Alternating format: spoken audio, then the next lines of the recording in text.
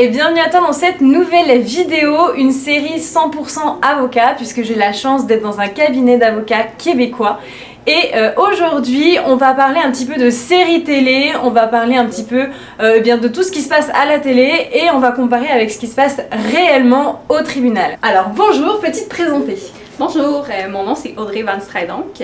Je suis stagiaire actuellement chez Riendo Avocat et ça me fait plaisir d'être ici avec toi aujourd'hui. Merci beaucoup. Alors on va traiter de plusieurs questions. Alors la première question qui me vient à l'esprit, c'est savoir si les avocats en droit criminel sont toujours au tribunal.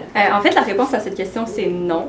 Souvent dans les films, dans les séries télé, les avocats sont dépeints comme étant constamment à procès, en faisant des contre-interrogatoires, en faisant des grandes plaidoiries qui sont très théâtrales. Ouais, c'est vrai. Et oui, certainement, c'est une portion de notre travail, mais il faut comprendre que la plupart des dossiers ne vont pas à procès.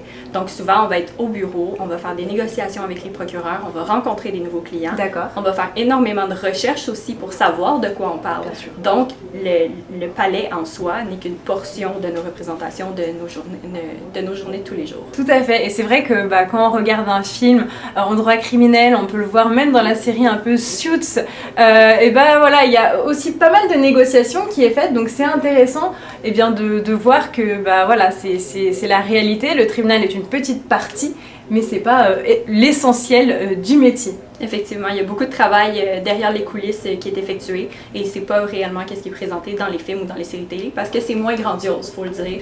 Donc je comprends aussi la présentation dans ce cas-là.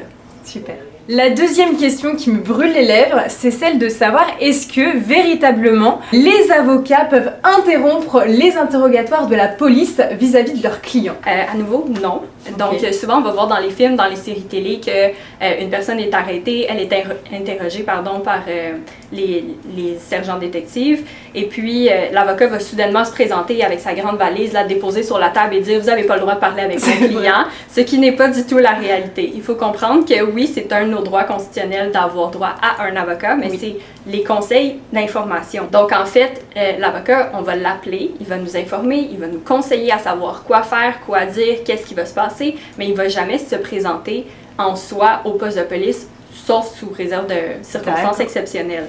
En fait, le droit absolu, c'est d'être conseillé par un avocat et non pas d'avoir la présence de son avocat lors d'un interrogatoire. Donc, c'est une nuance qui est très importante et qui, malheureusement, en raison des films et des séries, les clients se méprennent énormément. Oui, tout à fait. Tout à fait. Et dans les films, il y a une image qui me vient en tête, c'est celle du client qui est là, je veux voir mon avocat ou je veux être représenté. Donc ça, finalement, c'est pas vraiment la réalité. Non, c'est ça, les représentations en soi où l'avocat et le client sont présents, ça va surtout être à procès ou si le client a un ordre d'être présent à chacune de ces dates de cours. Oui. Par contre, en soi, lors de l'arrestation, c'est un droit de consulter un avocat et non d'avoir son avocat avec soi. Tout à fait. Ok, c'est super intéressant, merci. Troisième mythe que j'ai envie de soulever, est-ce que les avocats en droit criminel défendent-ils toujours des coupables? Effectivement, c'est un grand mythe qui a été véhiculé à nouveau par les séries télé et les films. C'est sûr que les gens viennent nous voir pour une raison. Donc, ils sont arrêtés d'une infraction du code criminel. Donc, c'est sûr que certains d'entre eux sont coupables. Par contre, il faut comprendre que notre mandat à titre d'avocat de la défense, c'est d'assurer une défense qui est pleine et entière. Ce qui implique qu'un accusé qui serait innocent doit avoir sa représentation et nous, notre travail, ça va être justement de faire en sorte que la vérité et la justice ressortent. D'accord, ok. Et est-ce qu'il y a la notion de présomption d'innocence ici au Québec? Oui, absolument. Même chose, j'imagine que c'est pareil en France. Donc, toute personne est innocente jusqu'à preuve du contraire. Il faut que ça soit une preuve hors de tout doute raisonnable. Donc, c'est un fardeau très élevé à obtenir. Très bien, ok, super intéressant. Quatrième point, c'est vrai que quand je regarde une série télé, j'ai l'impression que les avocats connaissent toutes les réponses. Mais alors, est-ce qu'un avocat en droit criminel connaît vraiment toutes les réponses? Absolument pas. En fait, le droit criminel et je dirais toutes les branches du droit sont en constante évolution, étant donné que quand les tribunaux rendent une décision, ça peut changer l'état actuel du droit. Donc, non seulement il y a énormément d'informations, énormément de principes à retenir en droit criminel, mais aussi c'est en constante évolution, donc il faut se tenir au courant. Du coup, c'est vraiment très difficile pour un avocat, surtout en défense, de tout connaître les principes. Et donc, ça va être d'aller consulter des collègues, de consulter des experts au besoin, de faire des recherches jurisprudentielles nombreuses afin de vraiment connaître ses points de droit et de faire ressortir les arguments dans un dossier. Surtout que, si je me trompe pas, ici au Québec, c'est vrai que la jurisprudence a un rôle très important dans un procès. Tu peux nous en parler un petit peu? Oui, effectivement. En fait, nous, on a un système qui est un peu hybride ici au Québec. En fait, on a la commune law qui est issue du système anglais. Oui. Et ça, c'est majoritairement basé sur la jurisprudence. Donc, ça se développe, je dirais, comme en branche, si vous voulez. Donc, d'une fois à l'autre, par exemple, les tribunaux vont développer un principe et puis de ce principe-là vont se dégager des nouveaux principes qui sont développés. Donc, il y a très peu de codes en soi, contrairement au système français. Nous, on aime écrire, nous, on aime bien les codes. Exactement, oui.